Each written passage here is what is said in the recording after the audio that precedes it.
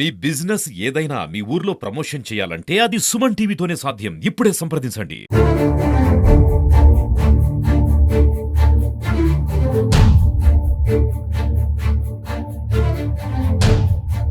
పుంగనూరు సుగుటూరు గంగమ్మ జాతర అత్యంత వైభవంగా జరుగుతోంది. అయితే కొద్దిపాటి అపశృతి చోటు చేసుకుంటుందని భక్తులు ఆరోపిస్తున్నారు.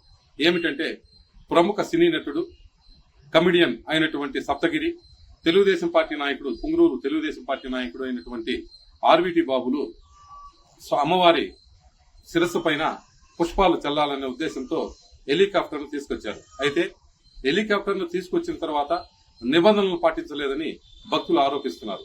ఏమిటంటే నిర్ణీత ఎత్తు నుంచి మాత్రమే పుష్పాలు చల్లాల్సి ఉంటుందని, పుష్పాలు చల్లడం వల్ల దుమ్ము ధూళి పైకి ఎగిసి భక్తులు తీవ్ర ఇబ్బందులు పడ్డారు. అంతేకాకుండా భక్తుల సౌకర్యం కోసం ఇక్కడ ఏర్పాటు చేసినటువంటి టెంట్ హౌస్లన్నీ నేలకున్నాయి. వీటితో పాటు 2 విద్యుత్ స్తంభాలు కిందికి పడిపోయాయి. ఆ సమయంలో అధిక సంఖ్యలో భక్తులు ఉండడంతో కింద స్వల్ప గాయాలతో బయటపడ్డారు. కానీ ఇంకేదైనా అయినంటే చాలా ప్రమాదం సంభవించేది. అయితే వారు పుష్పాలు చల్లడం మంచిదే, అయితే వాటికి సంబంధించిన నిబంధనలు పాటించాలని భక్తులు అంటున్నారు.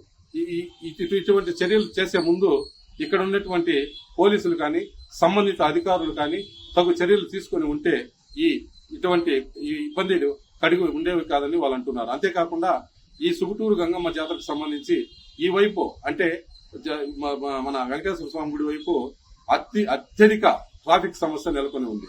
దాదాపు 1 గంట నుండి 2 గంటల పాటు ట్రాఫిక్ తో భక్తులు ఇబ్బందులు పడుతున్నారు.